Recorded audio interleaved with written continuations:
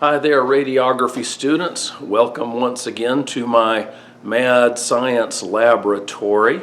Today we're going to be doing something a little bit different. I've been in contact with Fluke Biomedical, and they've been kind enough to let me borrow one of their devices that I can do a little bit of testing on. And I'm hoping, I don't know if this is going to happen or not, but I'm hoping that we're going to be able to get some money from the school and be able to purchase one of these things for ourselves. And what this little jewel is, it's a device called the Raysafe, and it allows you to do a lot of different testing. And I don't know if we're going to be able to afford, obviously we can't afford the whole thing, and we don't need it. It's got like mammography measurements, CT measurements. It also can do some measurements for radiation therapy and nuclear medicine. But the main thing we need it for is to do measurements in the radiography lab, like whenever we're testing our equipment to see if our timer works correctly, or if our KVP output is correct, or how many milliroentgen we're generating. Oh, and this little jewel can also hook up to the generator, and so it can sample the mass directly off the generator, and then it can do a direct MR per mass computation and just display it on the fly.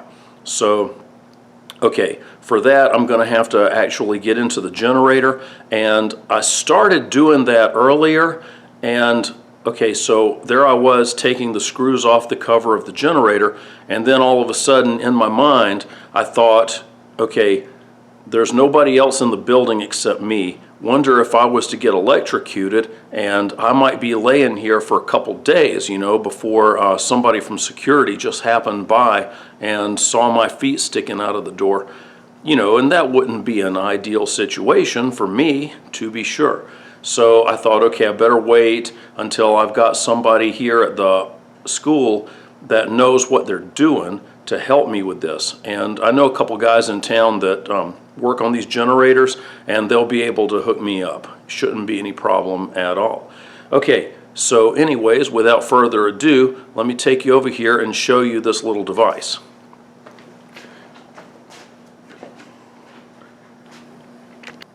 Okay, so here it is. And right now what I've got going is I've connected up the sensor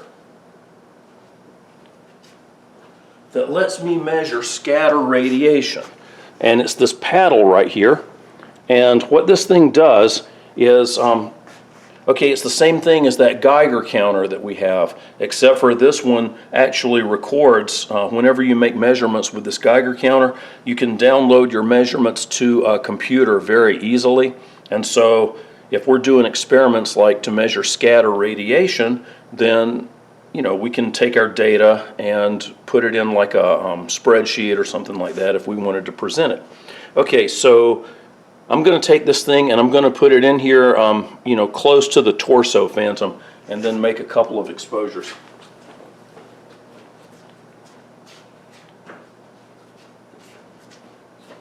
Okay, so I've got that Geiger counter about 18 inches away from the torso phantom, and I'm going to take an exposure at 110 kVp and 2.1 mass. Here we go. Okay, pretty cool, huh? Okay, this thing is like an instantaneous measurement, so once it's done its measurement, then it basically clears itself off.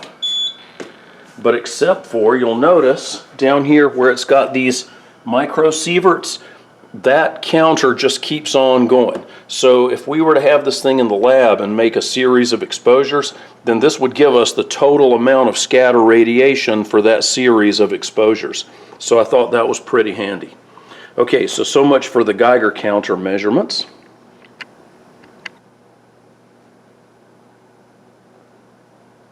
I've disconnected the Geiger counter, and I've put see right here where it says RF, that's not radio frequency, that's radiography / fluoroscopy.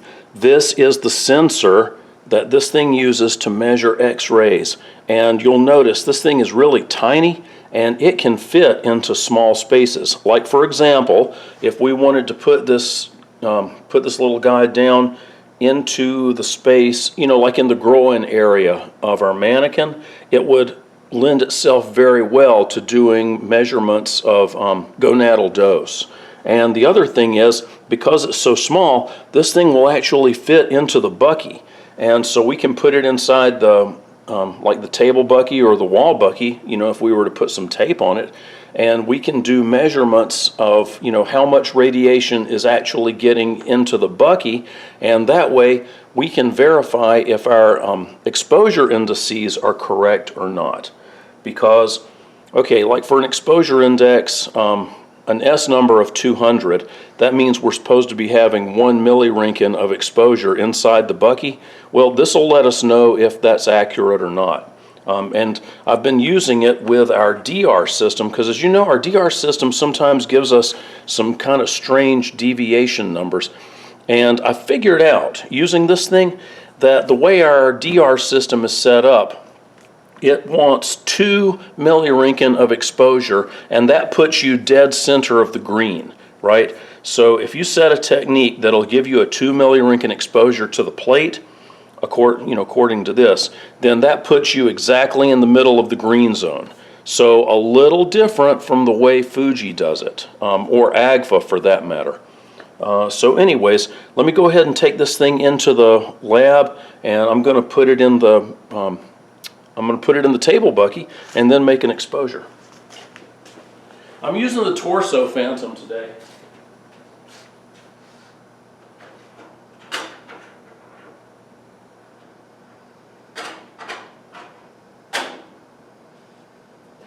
That sensor has rubber feet, so once you put it in the center of the bucky, it pretty much stays there even if you don't put any tape on it.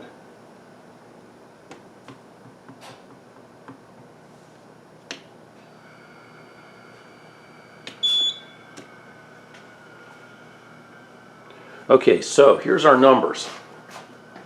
And I don't know if you guys, yeah, y'all can probably read this right here. See, we got 337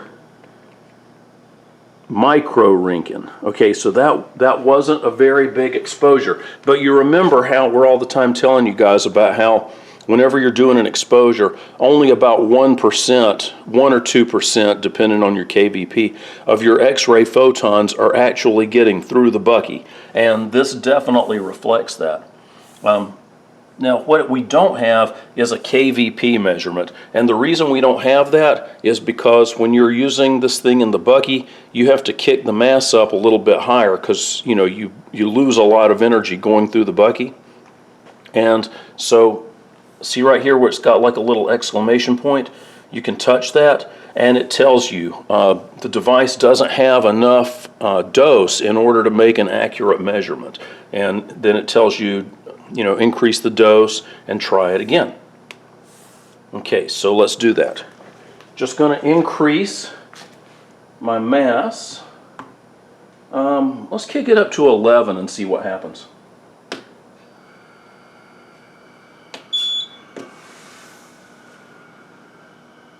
Okay. Oh, it also tells us our HVL. Now, the reason our HVL is so high is because we are in the table bucky. If we take that sensor out of the table bucky, then we'll see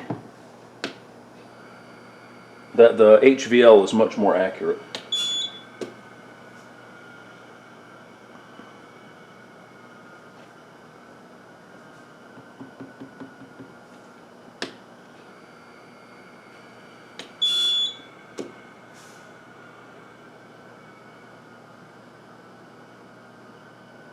Okay, so it's not liking me having it in the table bucky for purposes of giving me a KVP measurement. That's okay. We're just going to back it down, way down, and now I'm going to put our measuring device on top.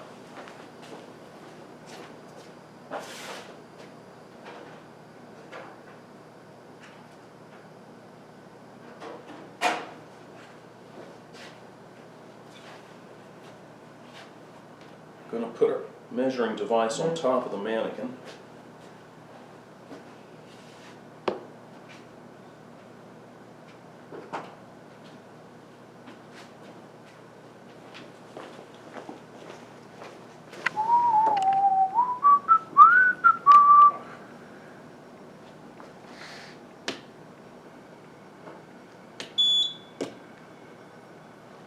Okay, now that I don't have the device in the bucky, not only am I getting a reading of my millirinkin, but also now I can see my KVP. Now I've got my KV set to 110, which means that I'm off by 3.4, which is well within the 5% margin that I'm allowed. Let's try another shot just to check it one more time.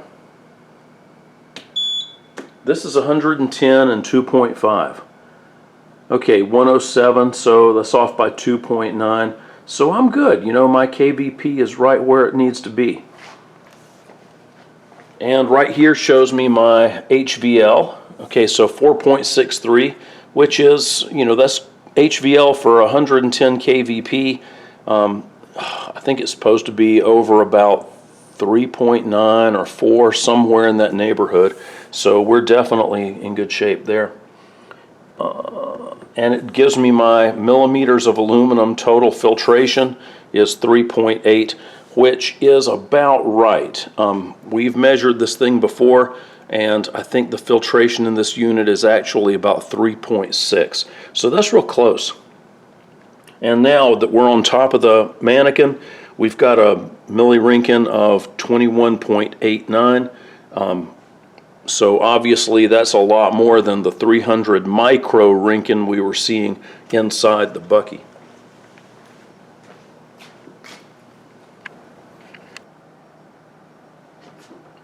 And last but not least, here's some of the images I've obtained. Okay, now this first one was done at 110 kVp in like 9 mass. And so, oh yeah, and since I'm on the table, because I didn't really feel like putting this guy up against the upright bucky, so I don't have that much SID. I've only got like 58 inches of SID. So obviously short SID, high technique, and we've got this. Okay, so I'm like way into the red, and the lung fields are burnt. I was like, crud. Okay, so I reshot it, you know, did a little bit of change in technique, and mostly changed the positioning, because here, you know, it was a little too high. Okay, so I changed my position, shot again. I'm still burnt.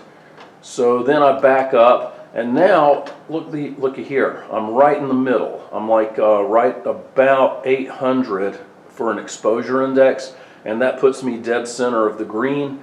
And this was an exposure of 100 kVp, because I was over penetrated before, so I backed up the kVp and also backed up the mass to 4.5,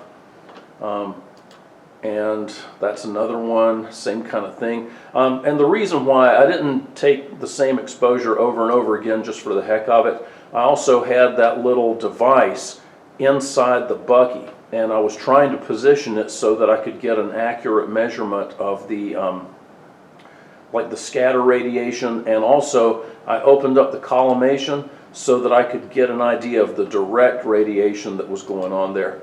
Okay, now I figured out, because I was looking, see all these lines? Okay, oops, I forgot to turn on the table bucky. So once I activated that, oh, and here I backed off the mass, and I wound up getting an exposure index of around 400. Now I'm still in the green, but I'm way down here. I'm in the lower part of the green, but this was giving me about 1 millirinkin, like 1.2 millirinkin of exposure. Whereas up here I was getting about 2 millirinkin using that technique. Okay, then I turned on the table bucky, and it put this big huge stripe, actually 2 of them, on my image. What the heck? I don't know. Now I know the table bucky reciprocates back and forth whenever there's an exposure being made. Somehow or another it threw that artifact on there. So of course, you know, whenever we have something messed up, what do? Try it again. Okay, much improved. Now with this technique and with the table bucky activated, I don't have any grid lines, and my image looks way better, and I've got like a normal dose going on here. And then I was messing around, and here's what that probe looks like whenever it's in the film. You can see that the little ion chamber is just tiny, but right there it is. That's the sensor part of this thing. And then this back here is where the USB connection is. So there's like some circuitry in there that I suppose must be protected by lead in order to keep it from getting all daffed up. Okay, so that was my experimentation for today. Just wanted to share that with you. And hopefully in the fall, maybe, we'll have this little device for use in the laboratory. I guess y'all are going to be gone. But you're welcome to come by and visit anytime, and we'll show you how this stuff works.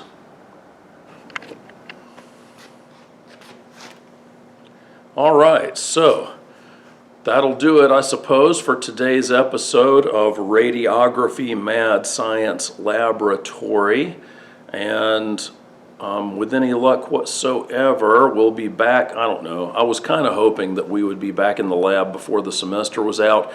And I know the school has said that they're going to be closed until June the 15th. But, secretly I was kind of crossing my fingers and hoping that they would say, oh, pish posh, everybody can just go back to school. But I guess that's not going to happen. Anyway, I hope y'all are having as good of a week as you possibly can given the circumstances. And with any luck, everybody's got their clinical stuff either completed or close to completed. I know y'all are having some problems in clinic right now trying to get spaces. Sorry about that. There's really nothing for it. But Ms. Berger's been doing a really good job of trying to get everybody's clinical hours done.